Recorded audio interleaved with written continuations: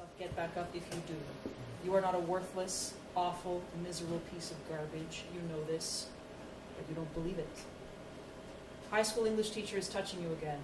She's squeezing your shoulder. She's drawing her fingers along your forearm. She's placing her palm between your shoulder blades. This is 6 or 7 years ago now. Having her touch you feels warm and calm and yellow, like breakfast on a Sunday morning when there was still someone around to take care of you.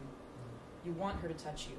You wait for it and hope for it, and everything inside you clamors for it to happen the moment you walk into her classroom at age 13, 15, 17. But you know that this is wrong. Not the fact that she's touching you, but the fact that you enjoy it so much. The fact that you feel good and safe and cared for when she says that you are a classic beauty, that she thinks about you before she falls asleep, that she stares at you in class. You start to feel like you're stepping near landmines whose presence you can't justify or explain, and shame begins to fester and rot deep inside you, cutting you off from your friends and your family and the air you need to breathe. You are becoming a colossal conglomeration of cognitive distortions, and it never occurs to you that if high school English teacher had been a man, her behavior would have been considered inappropriate, reprehensible, and exploitative. It's only later, when you hear these words from a psychiatrist, that you realize how much damage has been done to you that you don't even know about. You're in university now. Your mom keeps suggesting yoga because she's actually a BuzzFeed article in disguise. So you try yoga exactly 11 times, and all 11 times you want to kill yourself, so eventually you stop.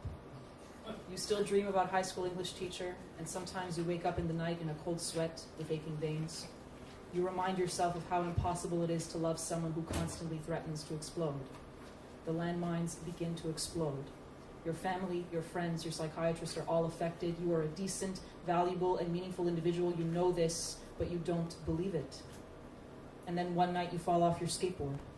You fall off your skateboard, and suddenly there is a stake carving zigzag lines into your fifth metatarsal, and 12 hours later, an orthopedist tells you that you have smashed your fifth metatarsal. Your mind is a whirling mess of classes, and your family, and the friends who still care about you, and your psychiatrist suggesting medication, and always, constantly, high school English teacher touching you, touching you, touching you. And then the orthopedist looks from the x-ray to your petrified face, and he says, you are going to be fine.